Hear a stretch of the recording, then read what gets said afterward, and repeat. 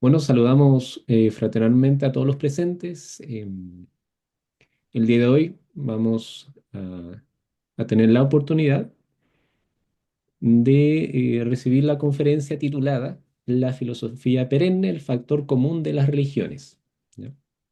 Un tema sumamente interesante en donde se hablará de la filosofía perenne y su doctrina central, la gran cadena del ser, ¿m? Que se expresan tanto a nivel microcosmos, en el ser humano, como macrocosmos, en el universo visible e invisible, y de su lenguaje privilegiado, el simbolismo. En esta oportunidad, la conferencia va a estar a cargo de don Jorge Fuentes, licenciado en Historia de la Universidad de Chile, con un postítulo en Estudio de las Religiones en la Pontificia Universidad Católica de Chile. Por lo cual vamos a requerir la atención de cada uno de ustedes para aprovechar esta gran oportunidad de recibir este tema.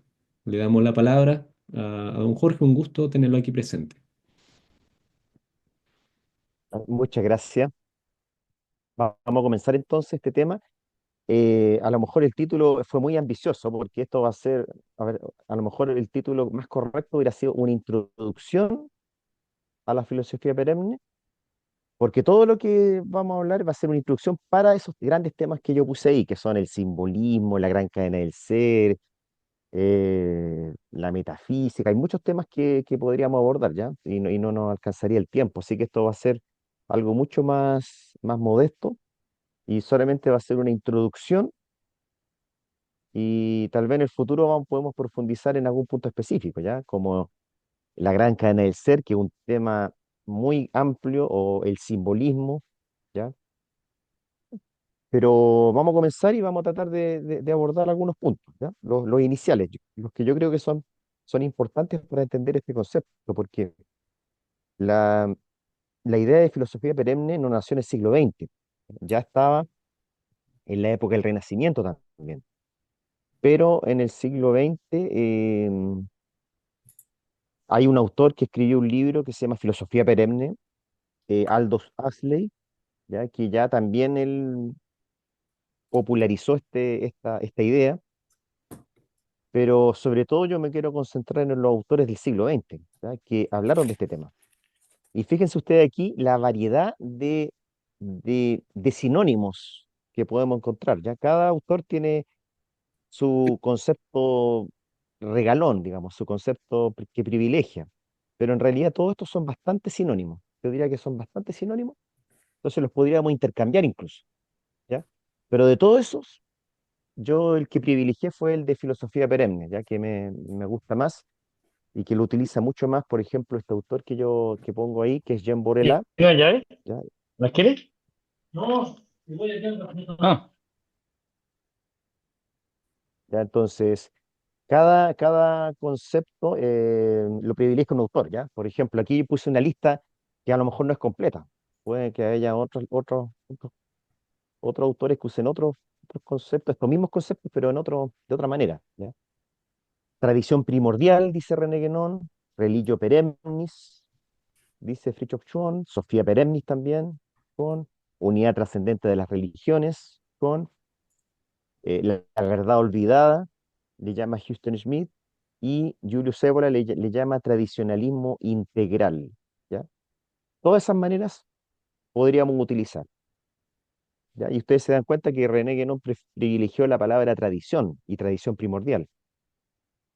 Pero yo voy a privilegiar más bien filosofía perenne, ¿ya? Pero es para que ustedes sepan que todos estos conceptos son familiares, pertenecen a una misma familia semántica, ¿ya?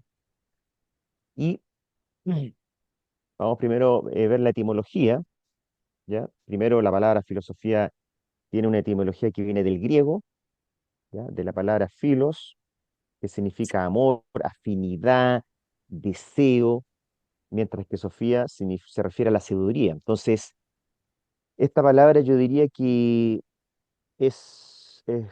por eso me gusta tanto, porque no es una palabra tan pretenciosa como la palabra sabiduría, ¿ya? Sino que es una aproximación, un amor, una afinidad, un deseo que uno tiene de la sabiduría, ¿ya? Y por eso me gusta usar esa palabra, ¿ya? Es como que cada ser humano se aproxima más o menos a esta sabiduría. Y eso es la filosofía, ¿ya? Desde el punto de vista etimológico estamos hablando, porque ya sabemos que la palabra filosofía también tiene una derivación, podríamos decir, menor y que se confunde a veces con el racionalismo, ¿ya? Pero etimológicamente de ahí viene. Y la segunda palabra que utilizamos en este concepto de filosofía perenne es perenne, que proviene del latín, ¿ya? Ya no del griego, sino del latín, peremnis, que a su vez se deriva de per, a través, y annus, año. Por lo tanto, etimológicamente, perenne significa a través de los años, que perdura a lo largo de los años, ¿ya? Entonces, la humanidad durante milenios, durante todos estos milenios que hemos estado, que se ha desarrollado a las distintas civilizaciones, le acompaña una filosofía, una sabiduría, ¿ya? Que la acompaña y que se ha arropado de distintas maneras, de acuerdo a la civilización, pero esta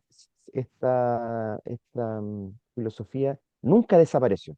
Puede que en algún momento se oculte, puede que en otros momentos vuelva a aparecer, pero nunca desaparece, solamente se oculta, ¿ya? Y esto es lo que yo llamo la filosofía perenne.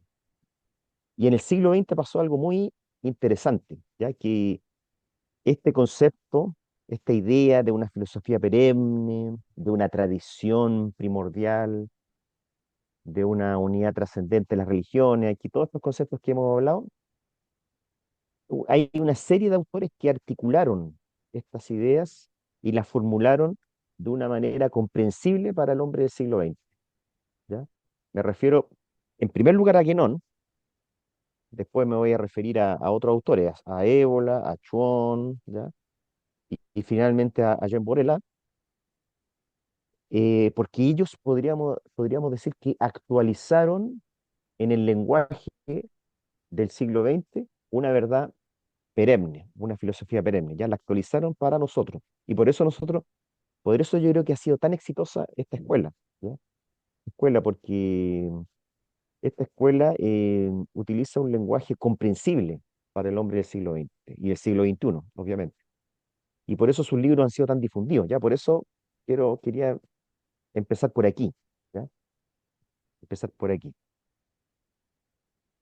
El primero es René Guénon, ¿ya? Que es un autor que nació en el siglo XIX, 1886, murió el año 1951, ¿ya? Ahí está, era un joven, ¿ya? En París, capital cultural del mundo, podríamos decir, porque si ustedes estudian la historia de Chile, a principios del siglo XX, todas las personas que querían cultivarse iban a Francia, a París, ¿ya? Entonces París pasaba muchas cosas, era el centro cultural del mundo, ¿ya? Y en este centro cultural del mundo, este francés, este autor francés, empezó a articular una idea que no nació de él, ¿ya? Él la recogió él tuvo maestros hindúes, ¿ya? Que visitaron Francia, y en este encuentro con estos maestros hindúes, él articuló esta idea de la tradición primordial, de la filosofía perenne, como yo le digo, ¿ya? Y este autor lo articuló en un primer libro, ¿ya? En un primer libro en el año 1921, y después sacó muchos libros, yo creo que más de 20 libros, en que él desarrolló esta idea de la filosofía perenne.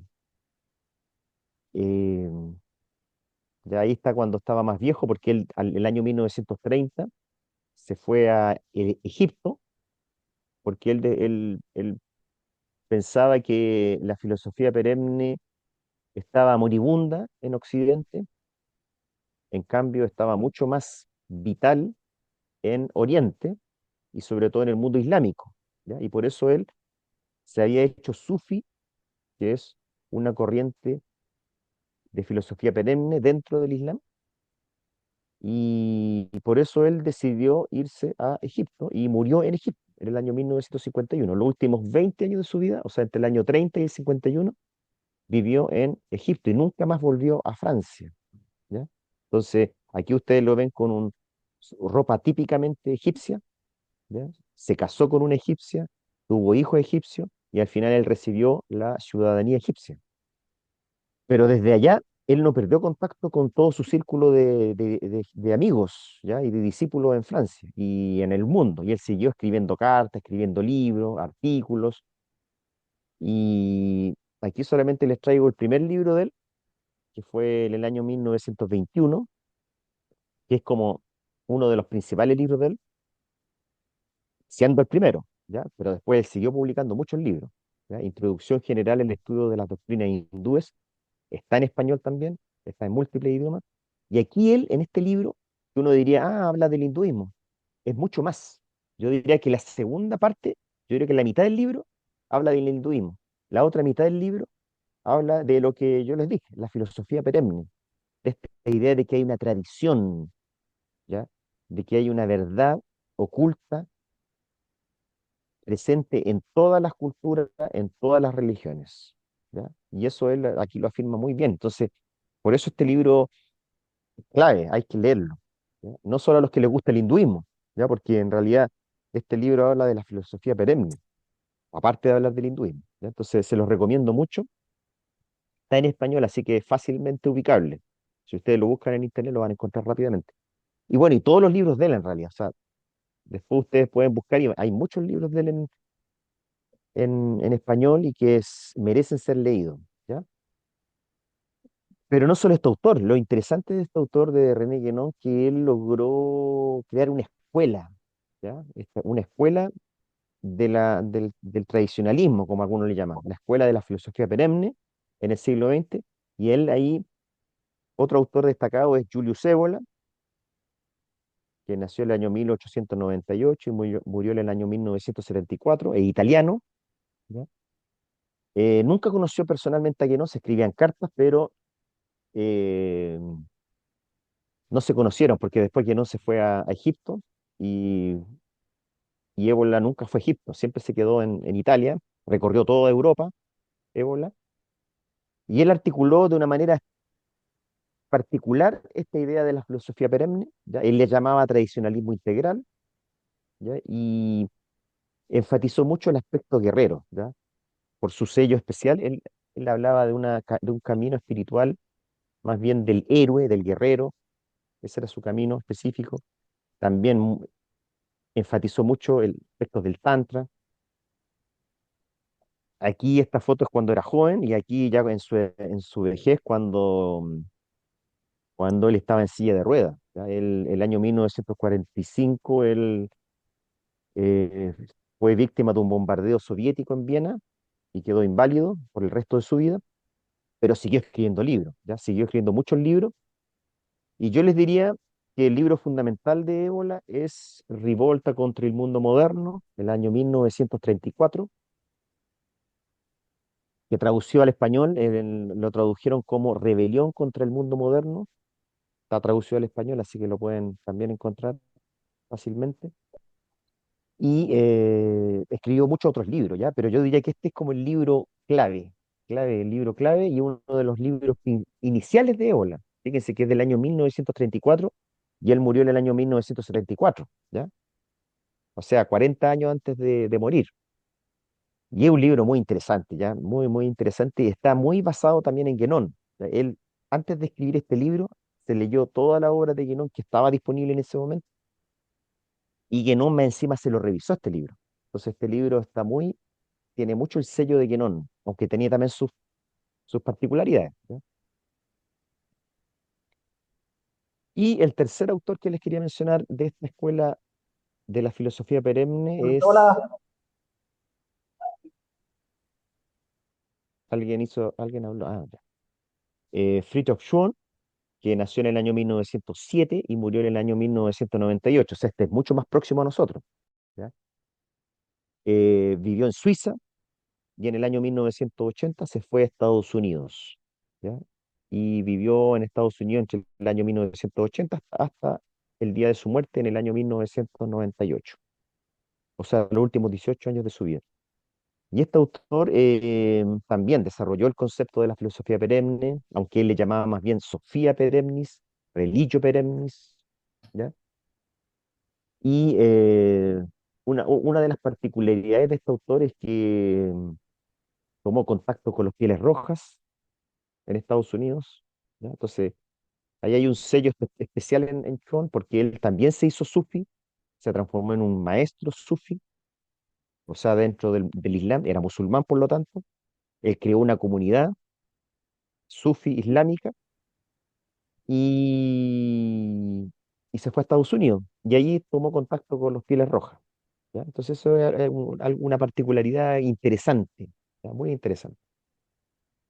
Ahí ustedes lo ven en su último año, porque él se retiró cuando se fue a Estados Unidos, no se fue a una ciudad, se fue a un bosque, su comunidad se instaló en un bosque y su comunidad, cada uno construyó casas y vivían, podríamos decir, en una comunidad, no aislados, pero semi aislados. ¿Ya? Vivían en esa comunidad, ¿ya? En Estados Unidos. Y este autor tiene muchos libros también interesantes, pero también nuevamente, igual que Ébola, eh, uno de los primeros libros de Chuon es uno de los clave, ¿ya? Que se llama De la unidad trascendente de las religiones. Ya está en francés este libro, pero también está traducido al español, así que se los recomiendo también. Y en realidad todos los libros de él son muy interesantes, ¿ya? Pero este tiene esa particularidad de ser un libro que habla exactamente del tema que estamos nosotros abordando hoy día, así que por eso es recomendable. Y acá les tengo una foto que es curiosa e interesante porque aquí Chuon, en su juventud, cuando tenía 30 y tantos años, decidió ir a Egipto a conocer a Guénón, que él consideraba su maestro. Entonces se fue a ver a Egipto y estuvo una semana, unos días con él, el año 1938, después el año 39 también volvió. Y esta foto es interesante porque aquí se muestra acá todo este sello tradicional, ¿ya? Están con un estilo sufi, están con ropa sufi. Y, y lo mismo que Ébola, ese libro que yo les mencioné recién fue inspirado, corregido, leído por Guénón antes de ser publicado. ¿Ya? Entonces, también aquí uno ve que hay detrás, está la inspiración de Guénón detrás de este libro. Entonces, por eso Guénón podríamos decir que es como el jefe de esta escuela, ¿ya? Y los otros autores son los que desarrollaron esta escuela. Y hay muchos otros autores, ya en el siglo XX, ahora en el siglo XXI hay varios más que están vivos escribiendo libros, publicando libros, hay editoriales que están con esta óptica. Ya después ustedes, si quieren, después podemos hablar de eso, dónde conseguir este material, dónde están estos autores actualmente vivos, ¿ya? Yo he viajado, por ejemplo, varias veces a Brasil para contactarme con algunos de estos personajes que están todavía vivos y que son discípulos de estos autores. ¿Ya? Y ahora empecemos a abordar el tema. Ay, me faltaba el último, ¿ya? Se me había olvidado el último, que es Jean Borelà, que está vivo, pero si ustedes se dan cuenta, si nació el año 30, ahora ya tiene 95 años, ¿ya? Está muy viejito, ha escrito muchos libros y lo especial de este autor es su religión, porque este autor es católico, ¿ya? A diferencia de Guénón y Chuon, que son musulmanes, sufis, y Ébola, que más bien es un autor que nunca quiso entrar en ninguna religión, ¿ya? Siempre se mantuvo al margen de las religiones, aunque las valoraba. Eh, Borela es católico, pero un católico muy especial, porque él comenzó siendo discípulo de Chuon, ¿ya? Conoció muy bien la obra de Guénón, de Chuon, y así que él desarrolló su obra a partir de ahí, ¿ya? Entonces, es un católico que tiene un sello muy particular y uno de los libros claves de él es La Charité Profanée, La Caridad Profanada. No está traducido al español, está traducido al portugués y a otro idioma, ¿ya? Y la nueva traducción se llama Amor y Verdad. Amor y Verdad. ¿Ya? Esa es la nueva traducción de este libro que lo publicó el año 79 por ahí más o menos. Pero sigue publicando libros, o sea, a los 95 años por él sigue publicando libros.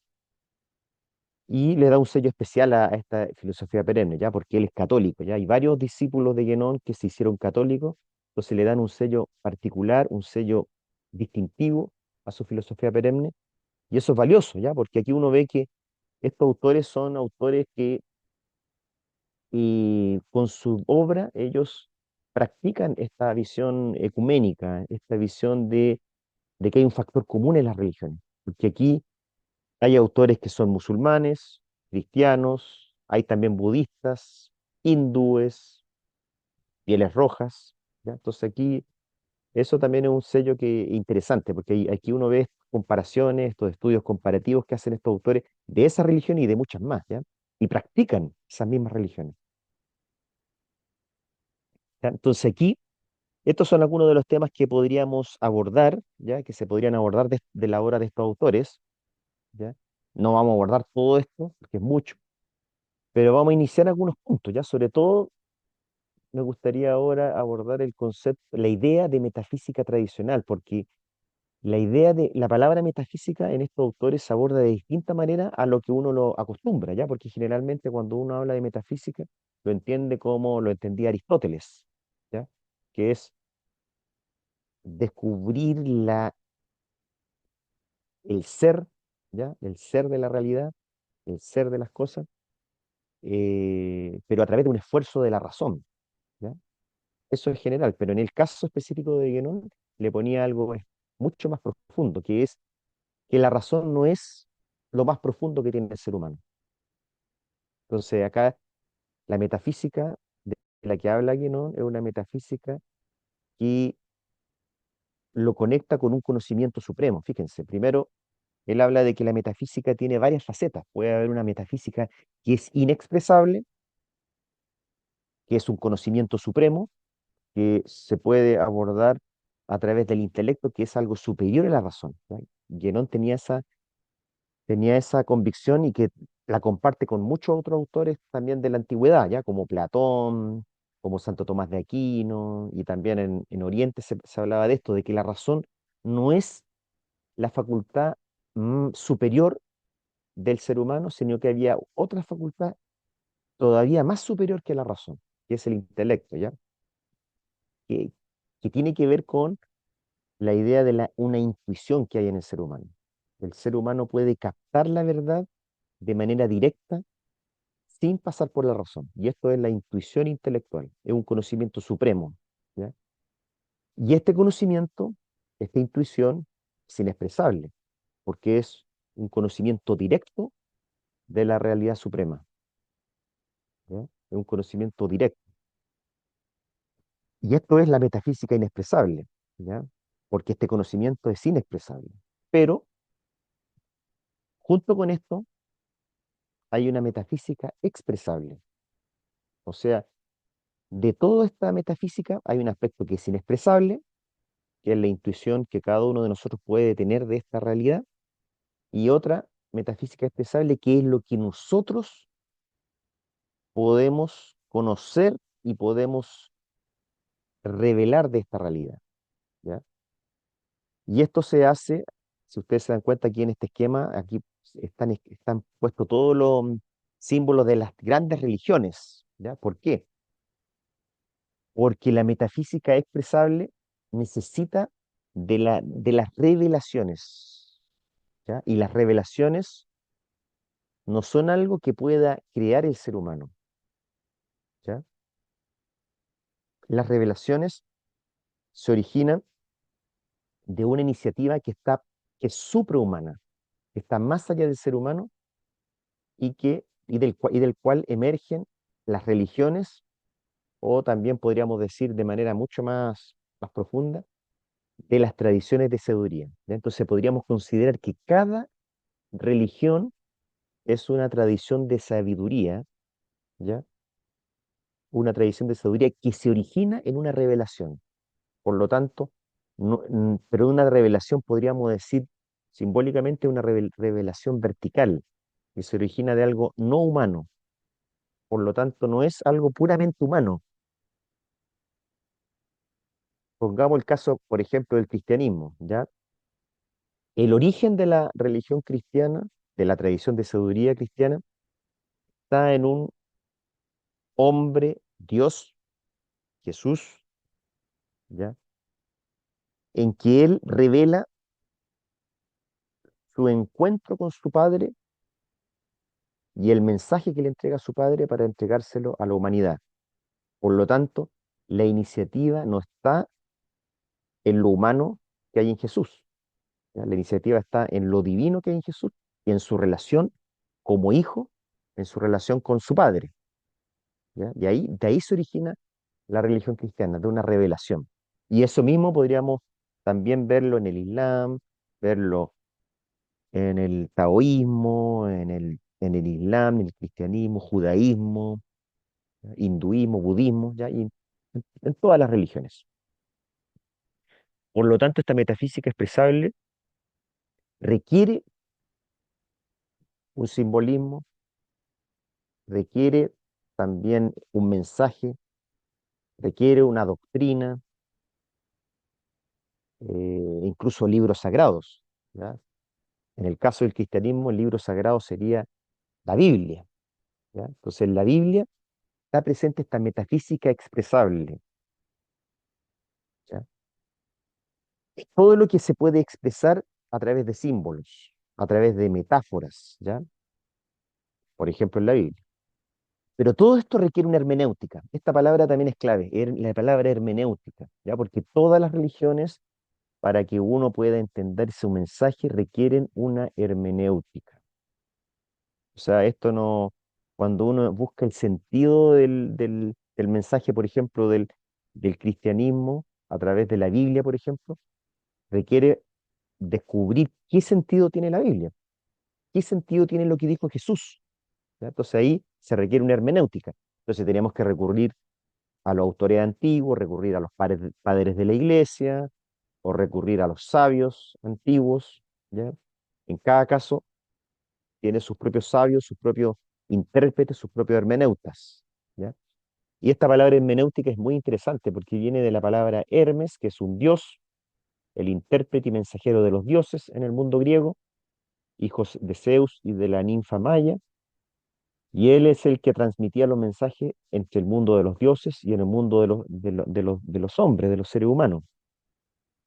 Lo mismo en el mundo hindú, ¿ya? En el mundo hindú está el dios Ganesha, hijo de Shiva y de Parvati. Ambos son reveladores celestes de los signos de la palabra y de la escritura, de las ciencias y de las artes. O sea, ellos revelan, ¿ya? Revelan todo este mensaje, ¿ya? Revelan todos estos símbolos, nos dan la clave de los símbolos, ¿ya? Por lo tanto, podríamos definir la palabra hermenéutica como el arte de interpretar determinada realidad descubriendo un sentido. Cada religión proporciona las claves y las reglas de su exégesis metafísica.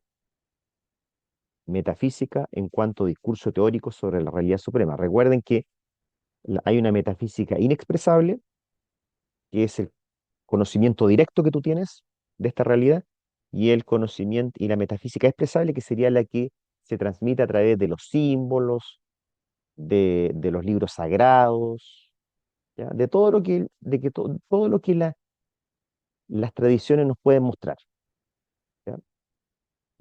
Entonces, eso es importante, la hermenéutica. ¿Cómo tenemos, si nosotros queremos descubrir el sentido más profundo, por ejemplo, del Génesis, ¿a quién tenemos que recurrir? A, primero, a los padres de la iglesia y, en segundo, a los rabinos que han estudiado durante siglos, durante más de un milenio, el Génesis. De ahí ustedes ahí van a descubrir las claves del Génesis, porque si ustedes leen directamente el Génesis, ¿ya? Ahí hay un error, por ejemplo, en el mundo de muchos, mundo evangélico y protestante, porque ellos creen que leyendo directamente el Evangelio o la Biblia, sin ninguna ayuda de ningún intérprete o hermeneuta, sin la ayuda ni de los rabinos ni de los padres de la iglesia, ellos van a poder entender en su profundidad más grande qué quiso decir el Génesis, ¿ya? Y no, en realidad si uno lee el Génesis y lo lee con estos comentarios, ahí va a descubrir el sentido más profundo que tiene el Génesis, ¿ya? Entonces es muy importante leer el Génesis y en realidad cualquier libro sagrado, es muy importante leerlo con sus comentarios hermenéuticos, ¿ya? Y esta hermenéutica es de dos niveles, ¿ya? Es de dos niveles. La Biblia lo llama la letra y el espíritu. Jesús lo llama la letra y el espíritu, ¿ya? Y nosotros podríamos llamarlo una hermenéutica exotérica, que sería el que se queda en la letra, y una hermenéutica esotérica que penetra en el espíritu. Y de ahí vienen estas hermenéuticas, y de ahí viene que en todas las tradiciones, en todas las religiones, existe el esoterismo y existe el exoterismo. Existen las interpretaciones exotéricas y las interpretaciones esotéricas, ¿ya? Es importante esto, ¿ya? A uno puede que lo lea, si uno lo lee sin la ayuda de ningún hermeneuta, puede que uno solamente no logre captar el sentido más profundo y se quede solamente en la lectura exotérica, no alcance a captar el sentido más profundo, que sería esotérico. En cambio, es muy importante también esta ayuda de los hermeneutas para captar el sentido más profundo. Y aquí yo les voy a poner algunos ejemplos, ¿ya? Las parábolas de Cristo. Fíjense que Jesús les hablaba en parábolas, decía, a los discípulos y a la gente que se concurría a escuchar su mensaje. Él les hablaba en parábolas. Y aquí vamos a poner un ejemplo que yo lo encuentro notable, que es, por ejemplo, esta parábola del agua y del pneuma. Esta palabra griega, pneuma, tiene un doble significado para los que entendían el griego, porque este texto está el Evangelio está en griego, ¿ya? Este texto lo saqué del Evangelio de San Juan y estaba en griego, y por lo tanto los griegos lo leían en el idioma, o sea, los cristianos lo leían en idioma griego, aunque Jesús también, él hablaba en arameo, ¿ya? Y por lo tanto esto es una traducción de lo que dijo Jesús, ¿ya? Que lo dijo obviamente originalmente en arameo. Entonces, parábola del agua y del pneuma. Fíjense que esta palabra es muy rica en el mundo griego, porque esta palabra significa tanto espíritu como viento. Entonces uno lo puede interpretar de manera literal como viento, o lo puede interpretar de manera metafórica o simbólica como espíritu. Y entonces, de acuerdo a lo que tú captes, vas a poder entender el sentido, ¿ya? De acuerdo al nivel que te pongas. Si te pone al nivel solamente de captarlo a nivel físico, no vas a poder entender qué quiso decir Jesús al hablar de neuma, porque él lo utiliza también en un nivel esotérico, ¿ya? Como espíritu. Ya, voy a leer este texto que está sacado del Evangelio de San Juan, ¿ya? Había un hombre de los fariseos de nombre Nicodemo, un jefe de los judíos. Este fue a Jesús de noche y le dijo: Rabí, maestro, sabemos que has venido de parte de Dios.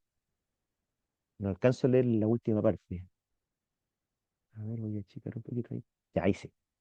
Sabemos que has venido de parte de Dios como maestro, pues nadie puede ser esos signos que tú haces a no ser que Dios esté con él. Respondió Jesús y le dijo: en verdad te digo, si uno no nace de nuevo, no puede ver el reino de Dios. Le contestó Nicodemo: ¿Cómo puede un hombre nacer siendo viejo? ¿Acaso puede entrar en el vientre de su madre por segunda vez y nacer?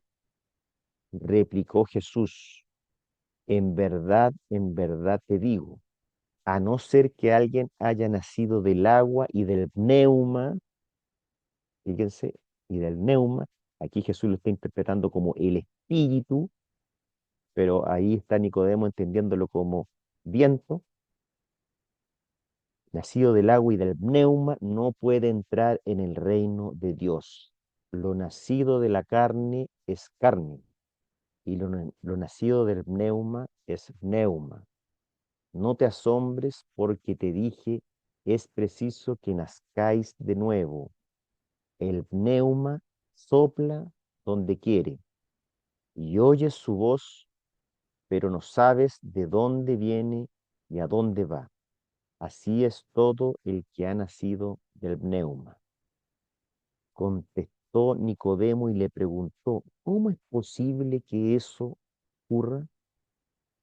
¿Ya? Juan capítulo 3 versículo 1 al 9. O sea, Nicodemo nunca captó el sentido más profundo de lo que le decía Jesús. Jesús le hablaba del pneuma no en el sentido de viento, sino en el sentido de espíritu.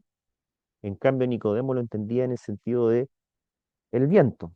¿Ya? Y entonces no captaba él el sentido más profundo de lo que le estaba diciendo Jesús. Ahí ustedes se dan cuenta que estaban hablando de dos maneras distintas. Uno estaba entendiendo lo que le decía Jesús a nivel exotérico, Nicodemo, y Jesús le estaba hablando a un nivel esotérico a Nicodemo.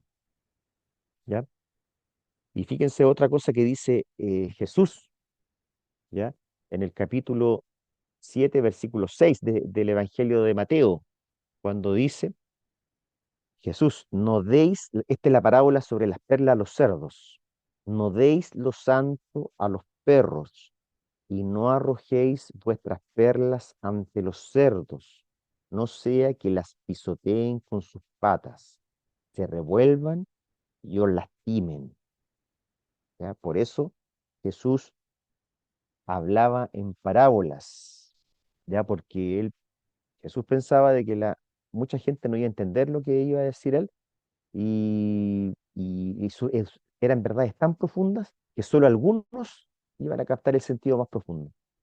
¿Ya? Entonces, por eso él prefería hablar en parábolas para que el que captara, el que pudiera captar, lo iba a captar. ¿Ya? El que tenía el nivel de hermenéutica esotérica iba a captar el sentido más profundo de lo que él quería decir. ¿Ya? Entonces aquí es importante entonces esto del, de la, de qué nivel se está hablando, ¿ya? ¿A qué nivel se está hablando? Vamos a cerrar este PPT, ¿ya? Si hay alguna pregunta, pero ahora quiero pasar a otro punto. ¿Ya? Vamos a cerrar acá.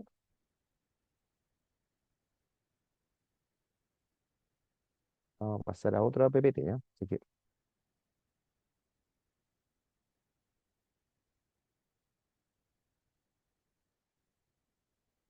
vamos a compartir pantalla.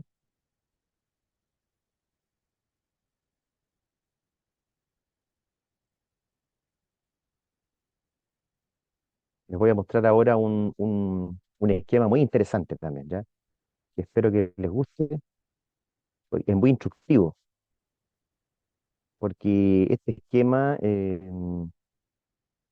lo saqué de una obra de un francés, discípulo de Guénon, que habla de la tradición y ciclología. Entonces, ahora yo quiero abordar el tema de la tradición y la ciclología, que es un tema muy interesante.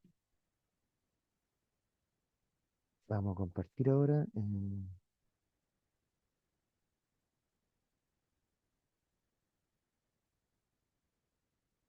Ahí, espero que se vea.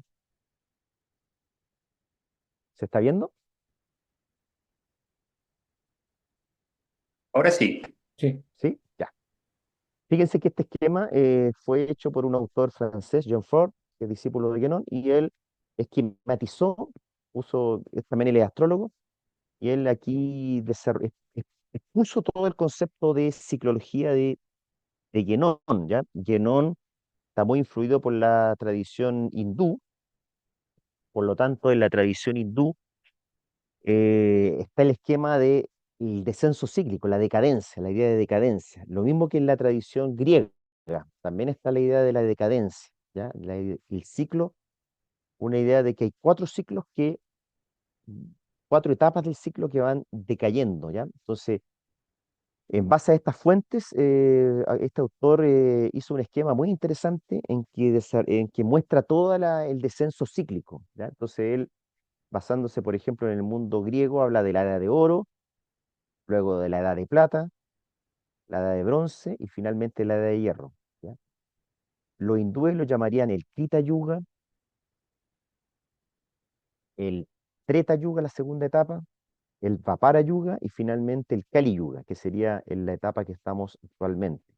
Entonces, aquí ustedes ven que todas las civilizaciones, todas las tradiciones, hablan de que hay una tradición, una edad de oro, un paraíso, ¿ya? Un paraíso. Y en este paraíso había armonía, ¿ya?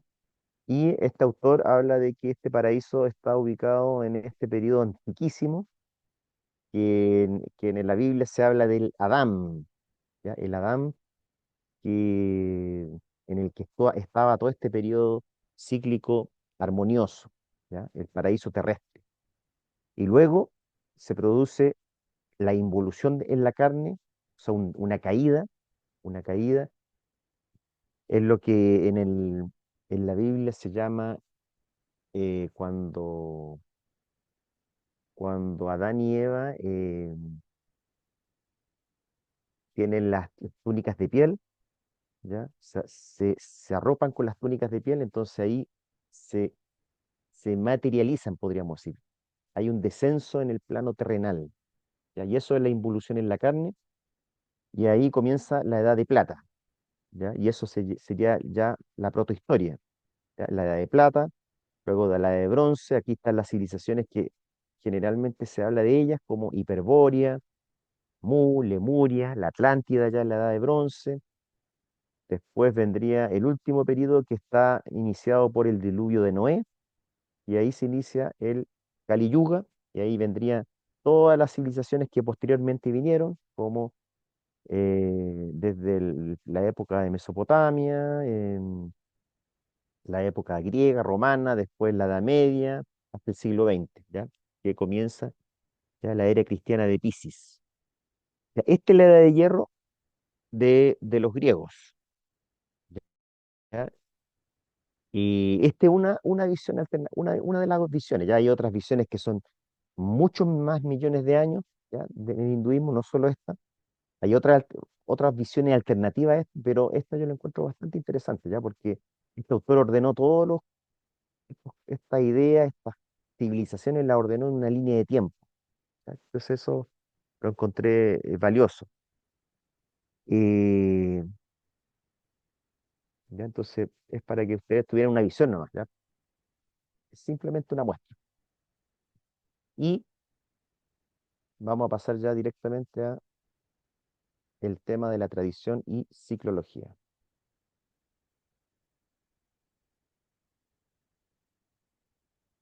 Supongo que se está viendo, ¿no es cierto?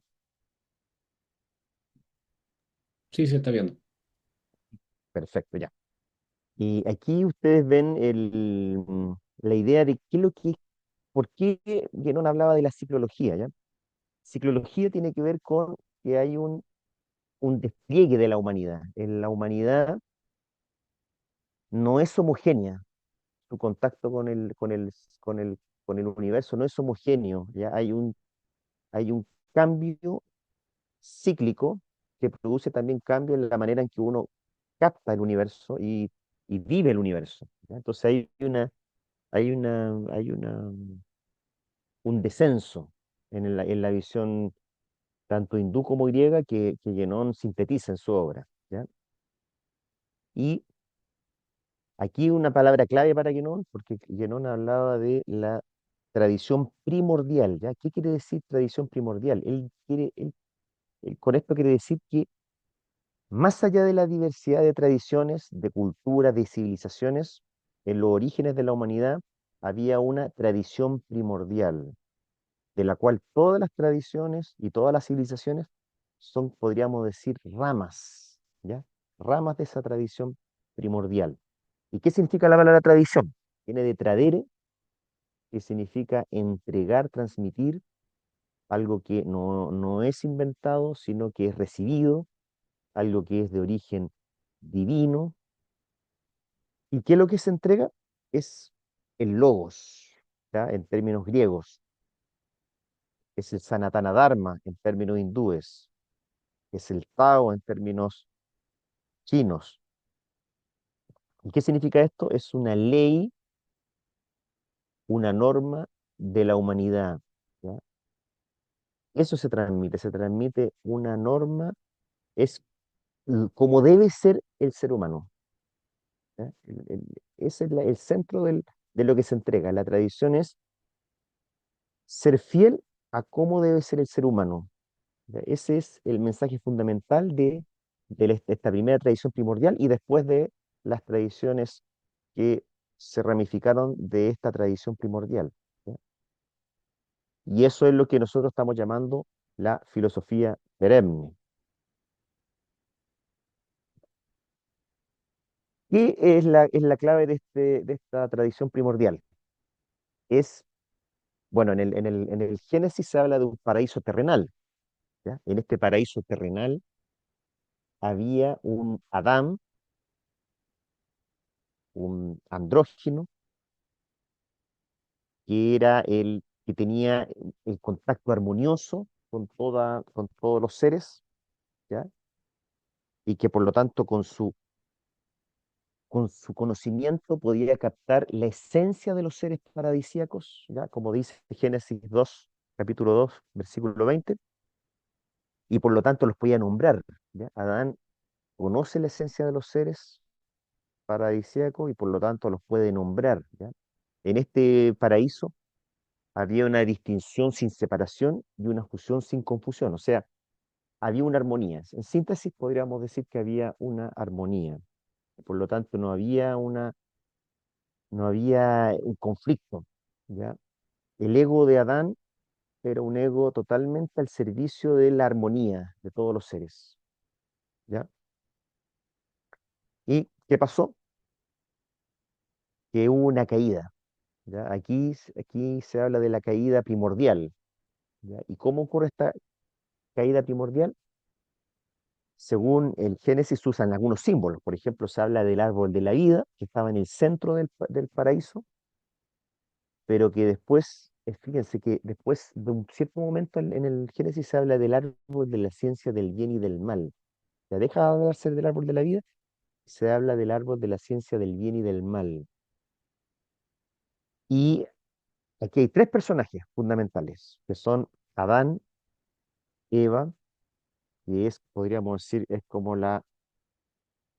cuando eh, Eva se sale del costado de Adán, por lo tanto es este ser primordial, este andrógino, tiene dos polos, ¿ya? Un polo masculino y un polo femenino, ¿ya? Que estaban en armonía originalmente, y aparece la serpiente, ¿ya? Que cumple una función cósmica de separatividad, de darle a conocer a Adán y Eva el conocimiento egocéntrico, por lo tanto ya no un conocimiento armonioso, sino un conocimiento egocéntrico. Ya el centro no es Dios, sino el centro es el ego, ¿ya? Y por lo tanto, a partir de este fruto prohibido que se entrega, fíjense, en un momento determinado, el árbol que ven Adán y Eva es el árbol de la vida, que es el árbol de la unidad con Dios. Pero desde un cierto momento, gracias a la aparición de la serpiente, ya dejan de ver ese árbol de la vida y comienzan a ver el árbol de la ciencia del bien y del mal, o sea, el árbol de la dualidad. Y a partir de este momento comienza el conocimiento egocéntrico y por lo tanto comienza la caída. Y esto es lo que las tradiciones llaman el mito de la caída. ¿Ya? En este momento el ser humano se separa de esta armonía primordial y tiene que alejarse de este paraíso. Y podríamos decir que se exilia de este paraíso y por lo tanto ahí el ser humano tiene que buscar lo que antes tenía, que era la sabiduría. Ya no es que él tenía una sabiduría directa de lo divino, sino que ahora esta sabiduría la tiene que descubrir, la tiene que buscar. Es una sabiduría que es amada, que es querida, que es deseada, pero que ya no es poseída tal como la poseía en el paraíso primordial, y por eso se usa la palabra filosofía perennis, ¿ya? Más que originalmente, si ustedes se dan cuenta, se habla de Sofía primordialis, la sabiduría primordial. Pasamos de la sabiduría primordial a la filosofía perennis, o sea, es una búsqueda, es una aspiración, ¿ya? Que el ser humano tiene porque perdió el paraíso. ¿Y cómo logra el ser humano recontactarse con el paraíso, recontactarse con la sabiduría? Lo logra gracias a las nuevas iniciativas reveladoras de Dios, que son las tradiciones de sabiduría. ¿Ya? Ahí está la clave. Las tradiciones de sabiduría son las que permiten que el ser humano se recontacte con, con, con lo divino. ¿Ya? Y en base a las revelaciones emergen las tradiciones. ¿Ya? En el esquema que recién vimos nosotros, ¿se acuerdan? Se hablaba de los cuatro etapas del ciclo. ¿Ya? Los hindúes hablan del día de Brahma y la noche de Brahma. El día de Brahma es cuando se despliega el ciclo y la noche de Brahma es cuando el ciclo se repliega, la expiración y la inspiración. ¿Ya? Y todo el ciclo de la humanidad, los hindúes lo llaman Manvantara, periodo de Manu, que es el equivalente hindú del hebreo Adán, ¿ya? Ese es el nombre primordial. ¿Y cuál es la ley de esta distribución cíclica? Es la tetractis pitagórica, ¿ya? Que es la ley de las cuatro edades, la ley involutiva, 4 3 2 1. O sea, la proporción es 4, la primera etapa cíclica, la edad de oro, de luego 3, la edad de plata, ¿ya? Luego 2 y finalmente uno, que es la más breve, que es la última etapa, que es la edad de hierro o el Kali Yuga, como le dicen los hindúes. ¿Ya? Ahora, con respecto a la medida de los tiempos, aquí hay una discrepancia, ¿ya? Porque hay algunos que hablan de que el ciclo completo debe durar 64.800 años, que es la opinión de Guénon, pero hay otra versión hindú, que ya se las mencioné recién, que es la versión de que esto se tiene que multiplicar por más números, por lo tanto el ciclo completo de la humanidad, según varios textos hindúes, es de 4.320.000 años, y no 64.800 años, como lo pensó Guénon. Entonces, aquí habríamos que multiplicar los ciclos en los números para entender este ciclo completo de la humanidad. Aquí hay una discrepancia, pero de igual el sentido es el mismo, ¿ya? La idea de que hay una ley involutiva proporcional de 4 3 2 1. Y el esquema que habíamos visto recién acá está explicado de otra manera, pero es lo mismo, ¿ya? El primer ciclo está proporcionado 4, proporción 4, después 3 2 1, por eso es más breve el último, ¿ya? Y según estos cálculos de Ford, que sigue a Guénon, el ciclo terminaría en el año 2030, según este autor, ¿ya? Pero yo ya les dije ya que hay otra visión alternativa hindú que esto lo alargaría muchísimo más. ¿Ya? Ya no sería estos 60 y tantos mil años, sino más de 4.000.000, 4.320.000 años. Aquí hay dos versiones que chocan, ¿ya? Cada uno ahí tiene que ver cuál es la que más le hace sentido, ¿ya? Entonces, ese sería como lo que les quería mencionar, ¿ya? Podríamos también hablar de del simbolismo, pero ese es un tema muy largo, ¿ya? La gran cadena del ser, que también se los podría mencionar, pero también es un tema muy largo, que podríamos dedicar un curso, una clase completa al tema de la gran cadena del ser, así que prefiero no meterme en ese tema, ¿ya? Prefiero quedarme hasta acá, y si hay preguntas, no sé, ahí estoy disponible, ahí si hay algún comentario o preguntas, ¿ya? Me gustaría quedar hasta acá. Si hay preguntas, pueden levantar la mano y le reactivamos el audio.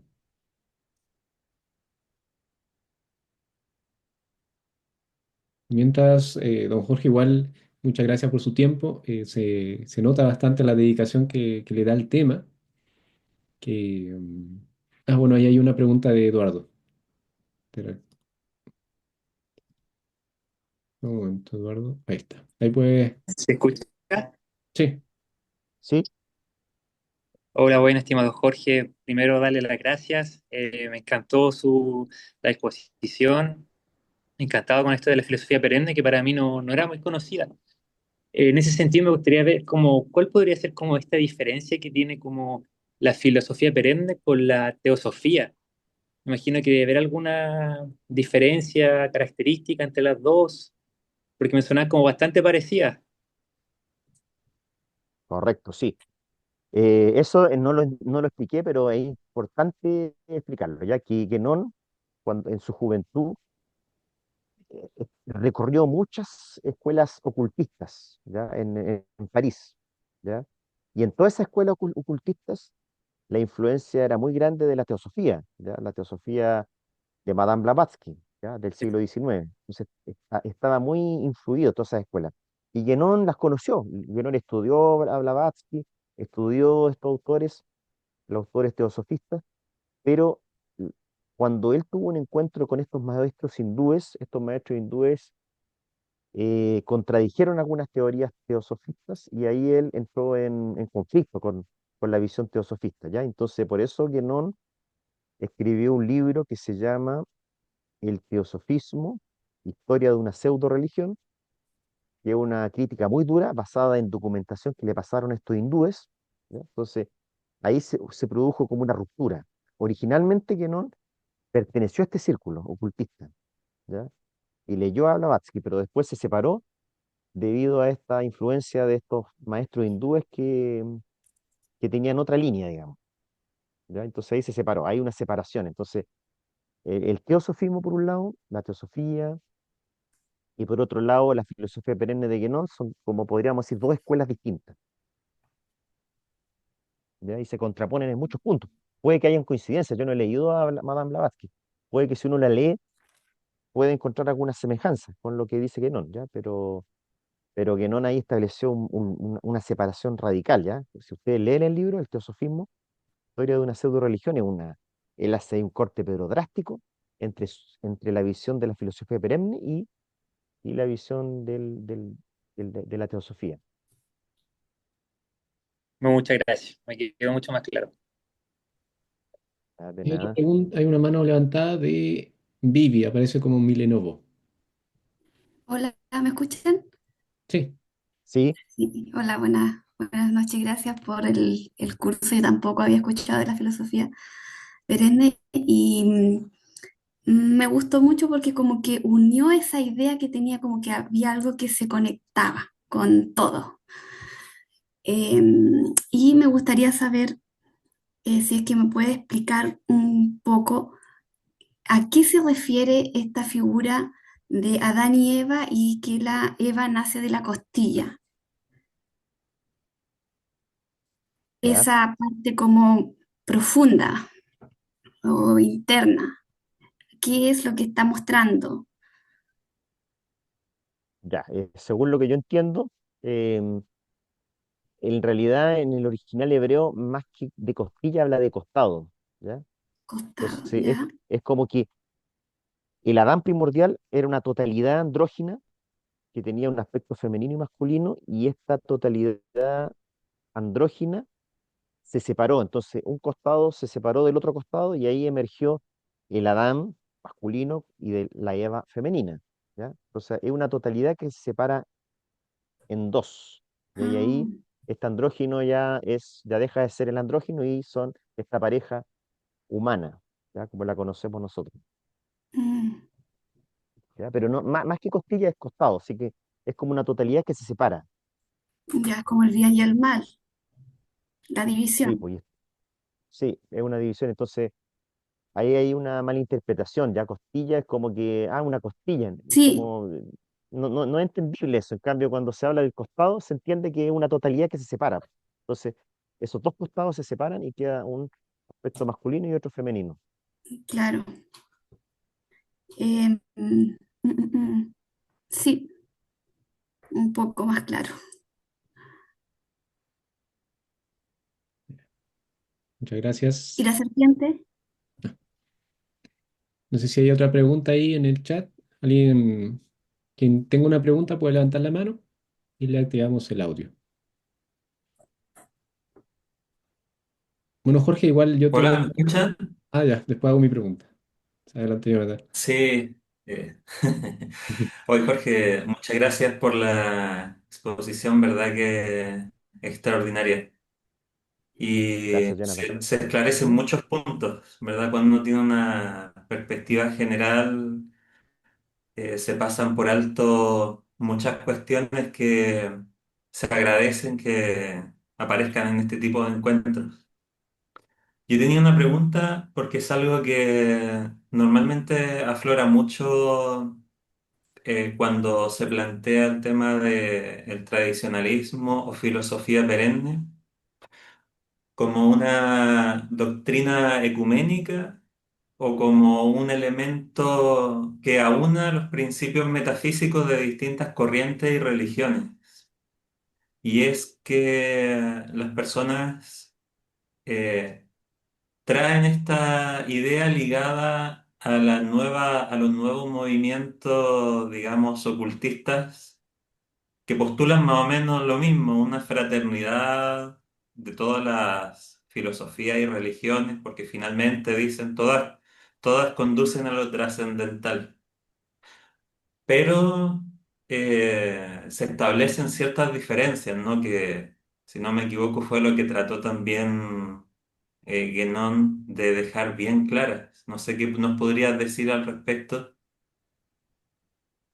Bueno, uno podría ver, si uno ve la biografía de Guénon, Guénon originalmente perteneció a estos grupos que ahora podríamos llamar New Age, ¿ya? Grupos así como las corrientes ocultistas El que él costado. conoció en su juventud, ¿ya? Y él ahí, al principio, él participaba de esa visión, ¿ya? Esa visión de que a la larga se iba a lograr, la idea que tenían los ocultistas es que a la larga se podía lograr una religión mundial, universal, ¿ya? Que podía unificar distintos aspectos.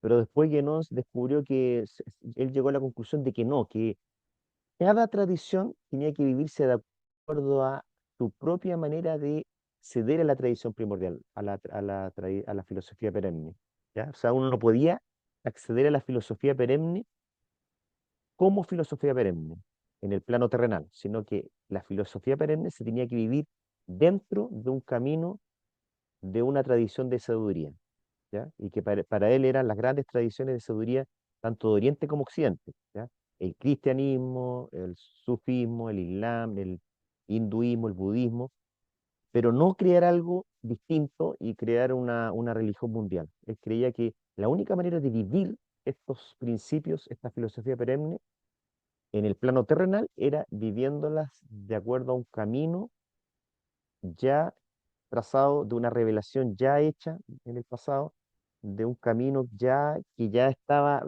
siendo recorrido. Entonces el ser humano tenía que integrarse a ese camino. Por eso él se fue a Egipto, se hizo musulmán y se hizo sufi en Egipto. Eso él creía que era el camino. O sea, uno tenía que integrarse a un camino tradicional y de ahí, y desde ahí vivir la filosofía perenne, desde dentro de un camino tradicional. Esa era la visión de Guénon. Gracias, Jorge. De nada. Jorge, yo tengo una pregunta. Sin perjuicio del camino que adopte una persona podríamos decir, conectarse con esta filosofía perenne, ¿cuál sería el fin último de esta filosofía? O sea, ¿qué es lo que abocaría desde la cavidad edénica? ¿Qué es lo que buscaría en la persona o con qué buscaría conectar a través de esto? Porque una persona buscaría esto. ¿Me doy a entender? Sí, sí entiendo. Es que en realidad la filosofía perenne, yo había dado al principio los puntos y el último punto era la realización espiritual. Esa es como la meta. O sea, la realización espiritual, tal como la entendía Guénon, era eh, intuir la realidad más profunda de cada ser. Todo ser humano tiene que descubrir cuál es su esencia de lo que ya es, pero que por algún motivo no lo desconoce. O sea, como que nosotros hemos perdido el contacto con nuestra esencia, ¿ya? es como un olvido, es como lo que decía Platón, ¿ya? Que cuando caemos en el plano terrenal como que se produce un olvido, ¿ya? Mm, Entonces tenemos que volver a recordar qué es lo que somos, de dónde venimos, cuál es nuestra esencia, ¿ya? Entonces, para cuando nosotros seguimos cualquier camino tradicional, en realidad el objetivo de ese camino tradicional es que permita que a través de ese camino tradicional nos contactemos con la filosofía perenne y a través de ese contacto podamos volver a tomar contacto con nuestra verdadera esencia, reconocer nuestra verdadera esencia que siempre hemos sido, pero que por distintos motivos hemos olvidado, ¿ya? claro. Y entonces ahí entra, al tomar contacto con nuestra esencia, se produce una armonía entre lo que está dentro con lo que está afuera, y ahí se produce como una armonía también con la naturaleza, Mm, con Dios, con todo, ¿ya? perfecto. Ese es como el objetivo. Gracias. Sí. No sé si hay otra pregunta ahí por el chat. Parece que no.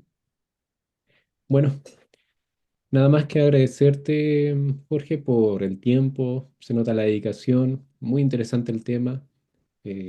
Como tú bien dices, da para mucho, ¿no? El tiempo queda corto. Pero sin lugar a dudas, dan ganas de indagar más, de investigar más y de adentrarse. Y eso es justamente una de las finalidades que, bueno, que aquí en la Academia de Alquimia buscamos, que los participantes logren conectar con estas temáticas, viendo esto como una oportunidad para poder retroalimentarse y así poder reencontrarse, ¿no? Buscar en estos caminos tradicionales una oportunidad para vivir una espiritualidad quizás más auténtica, más íntima, más real, ¿no? Y en ese sentido, te agradecemos aquí con Jonathan, que somos los encargados de organizar este tipo de conferencias. Y no, nada más que decir, muy agradecidos. Y bueno, y a todos los participantes, los invitamos cordialmente a seguir participando de esta academia de alquimia que tiene por objeto difundir este conocimiento, hacerlos parte del mismo. Nuestra intención con este tipo de conferencias, invitando a personas que se dedican a profundizar estas temáticas, es justamente para que ustedes como participantes puedan indagar, puedan investigar, puedan realmente encontrarse con un conocimiento que estas corrientes traen nuevamente en esta época para el acceso de todos aquellos buscadores de esa verdad que yace dentro de cada uno de nosotros. Entonces, muchas gracias. No sé, ahí Jonathan, si te quiere igual decir algo más.